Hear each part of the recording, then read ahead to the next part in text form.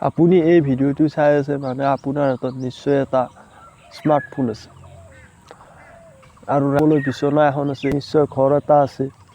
তেতিয়াহ'লে আপোনাৰ কিহৰ ইমান টেনশ্যন, কিহৰ দৰকাৰ আইফোন লোৱা কিবা লোৱা এইবোৰত। আৰু এটা কথা আপুনি কিবা কৰিব বিচাৰিছে সেইবোৰ চুপচাপ কৰক না, আনক কৈ কি পায়। ঘৰ বনাব, গাড়ী ল'ব, সেইবোৰ আনক কৈ কি পায়, চুপচাপ কৰক। আনক কৈ কি পায়। এটা কথা গম পায়নে, যদি আমি কিবা কাম কৰিম বুলি ভাবোঁ আৰু সেই কথা আগতীয়াকৈ মানুহক কওঁ, তেতিয়া সেই কামটোৰ প্ৰতি আপোনাৰ আগ্ৰহ কমি যায়। আমি যদি আমাৰ লক্ষ্য বা পৰিকল্পনাৰ কথা কামটো কৰাৰ আগতে সকলোকে জনাই দিওঁ, তেতিয়া আমাৰ মগজুৱে এটা মিছা সন্তুষ্টি লাভ কৰে। মানুহৰ প্ৰশংসা শুনি মগজুৱে ভাবে যেন আমি কামটো ইতিমধ্যে কৰি পেলালোঁ।